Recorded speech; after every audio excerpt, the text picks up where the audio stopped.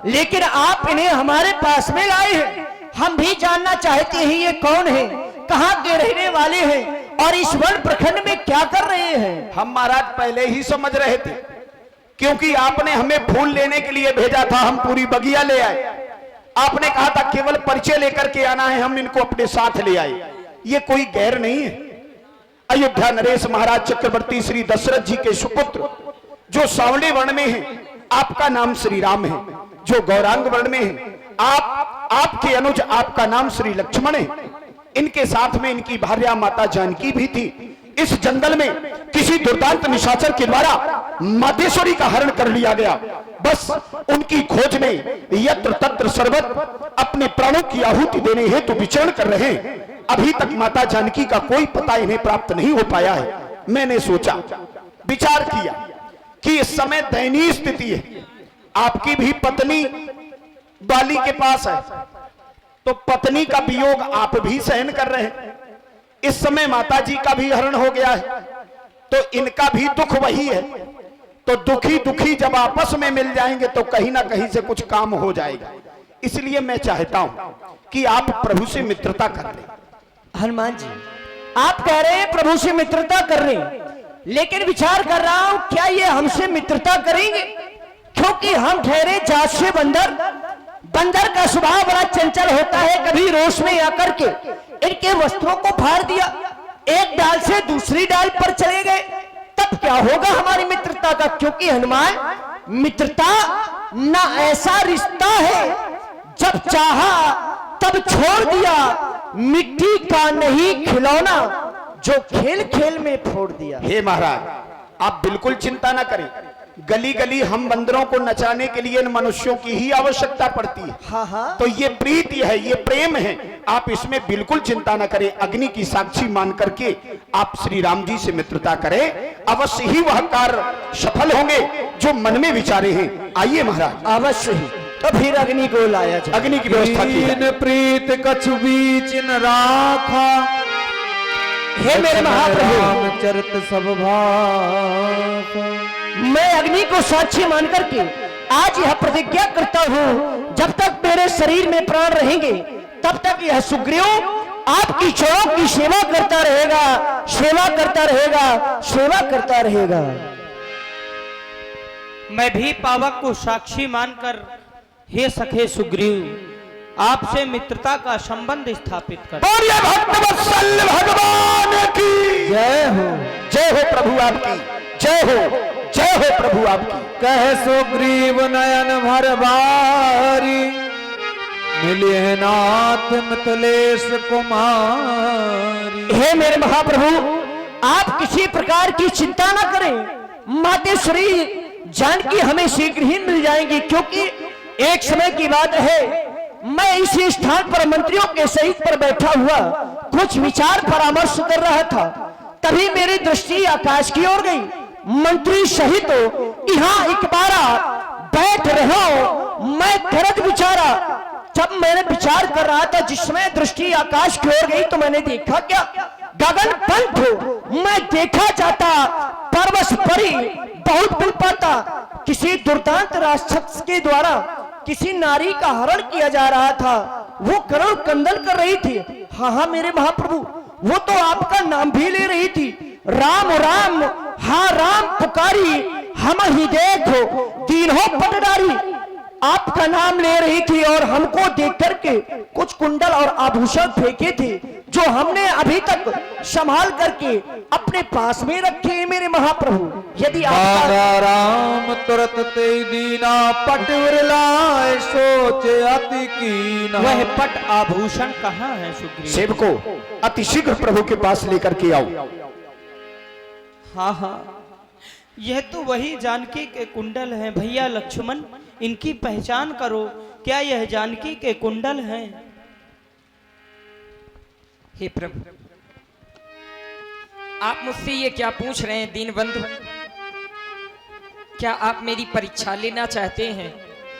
कृपालु, मैं इनकी पहचान कैसे कर सकता हूं?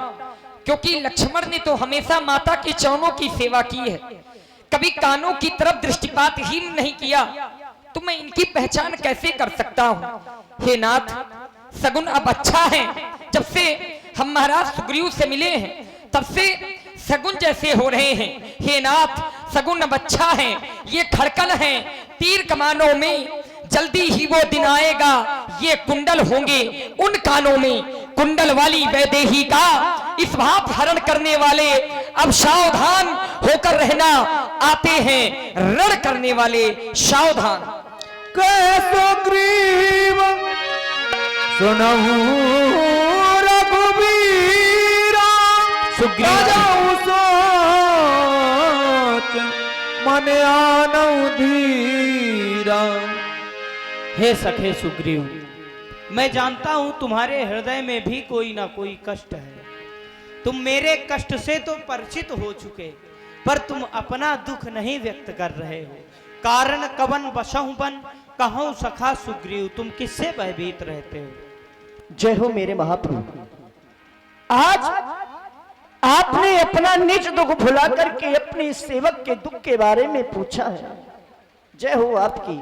क्यों नहीं, मैं इस पर्वत पे रहने का कारण आपको अवश्य ही बताऊंगा। नाथ बाली मैं दो भाई, प्रीत रही कछु परन न जाई। हे मेरे महाप्रभु, हम दो भाई हैं, बाली और मैं। हम दोनों भाइयों में अपार प्रेम था जिसका वर्णन भी नहीं किया जा सकता है। एक समय की बात है, अर्धरात्रि में मैं का पुत्र माया भी हमारे नगर में आया और बाली को युद्ध करने के लिए ललकारने लगा।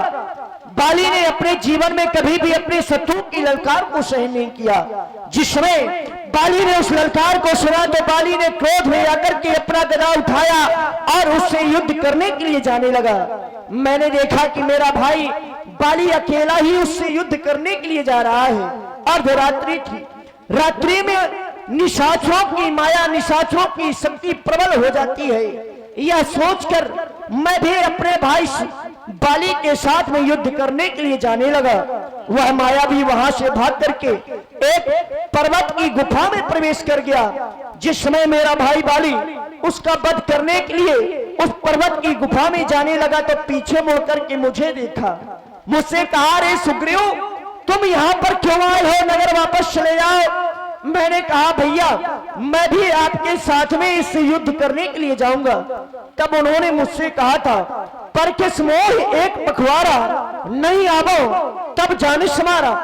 सुग्रीव मैं इसका वध करने के लिए इस गुफा के अंदर जा रहा हूँ। इसकी सहायता के लिए कोई निशाचर इस गुफा में न आने पाए, इसलिए तुम गुफा के बाहर ही रहो। मेरा तो 15 दिनों तक मेरी प्रतीक्षा करना। यदि 15 दिनों के उपरांत मैं वापस न आऊं तब समझ लेना कि तुम्हारा भाई बाली मारा गया। मेरे महाप्रभु, मैं वहां पर 15 दिनों तक नहीं, 20 दिनों तक नहीं, मास दिवस तहां रहो खरारी, निश्री रुधिर धार तहां भारी। हे भगवान, मैं अपने भाई की प्रतीक्षा 1 माह तक करता रहा। मेरा भाई बाली नहीं आया। उस गुफा से एक विशाल रक्त की धारा बाहर निकली। उस रक्त की धारा को देख करके मैं भयभीत हो गया। मैंने सोचा कि मेरा भाई बाली मारा गया। यह सोच करके मैंने उस गुफा के मुख्य द्वार को एक शिला से बंद कर दिया और बंद करके अपने नगर वापस चला आया। नगर आ गया। कुछ दिन ही व्यतीत हुए थे, समय बीतता रहा। मंत्रियों ने बिना राजा का यह राज सिंहासन देखा। मंत्रियों ने मुझे वहां का राजा बरबस बना दिया, जबकि मेरी इच्छा नहीं थी। और जैसे ही मैं राजा बना वैसे ही बाली नगर आ गया और बाली ने मुझे राज सिंहासन पर जिस समय बैठा हुआ देखा तो उसके मन में संदेह हुआ। मुझे शत्रुओं की भांति देखा, मेरे केशों को पकड़ करके भूमि में पटक दिया, मुझे बहुत मारा। उसने मेरा सब कुछ छीन लिया, यहां तक कि मेरी पत्नी रोमा को भी छीन लिया। उसी के भय के कारण मैं तीनों लोकों में भ्रमण करता रहा। ना मेरी रक्षा कहीं भी नहीं हुई। केवल एक यह वही स्थान है जिस स्थान पर बाली नहीं आ सकता है। यहाँ साबस आवत नहीं, उसे श्राप है, श्राप के कारण नहीं आता ना। हे सखे सुग्रीव, भगवान हम चाहते हैं कि तुम भय का त्याग करो और मन में यह विश्वास करो कि अच्छे दिन आने वाले हैं। वो कैसे ना? क्योंकि सुन सुग्रीव मारी हूं बाली एक ही बान, ब्रह्म रुद्र शरणागत, गए न उबरहि प्राण। बाली किसी की शरण में जाए उसके प्राणों की रक्षा नहीं होगी। जय हो मेरे कह सुग्रीव सुनहु रघुवीरा बाली महाबल अति रणधीर। मैं आपकी वीरता पर कोई संदेह नहीं कर रहा। मैं जानता हूं कि बाली को आप एक ही बार से मार सकते हैं, लेकिन नाथ इससे पहले मैं आपको कुछ दिखाना चाहता हूं। दिखाओ। दुंदुभि अस्थिताल दिखराए। ये 7 तार के वृक्षों को जो एक बार से ढाएगा, तक्षक ने कह रखा है वह विजय बाली पर पाएगा। बिन प्रयास रघुनाथ डाए। देखी अमित बल बाढ़ी प्रीति बाली बधवे न भई परतीति। बार बार नावे पद सीसा प्रभु जान मन हरस कपीसा। मेरे महाप्रभु, मुझे विश्वास हो गया कि आप बाली को एक ही बार से समाप्त कर सकते हैं, लेकिन नाथ अब मैं नहीं चाहता कि मेरा भाई बाली मारा जाए। बाली आज मेरा शत्रु नहीं, अपितु बाली तो मेरा आज सबसे बड़ा हितैषी निकला नाथ। यदि बाली ने मार करके मुझे अपने नगर से बाहर ना निकाला होता तो हे भगवान आज यह सुग्रीव को आपके दर्शन प्राप्त नहीं होते। अब मैं तो चाहता हूं केवल यही कि आप मुझे अपने चरणों की भक्ति प्रदान करें। बस मैं आपकी भक्ति करना चाहता हूं। ना मुझे राज चाहिए, ना पाद चाहिए, ना पत्नी चाहिए, कुछ भी नहीं चाहिए। इसके पहले तो तुम कह रहे थे रिपुशन मोहि मारे अति भारी, बाली को शत्रु बता रहे थे, और अब बाली को तुम हितैषी बता रहे हो। ये रंग बदलना अच्छा नहीं है।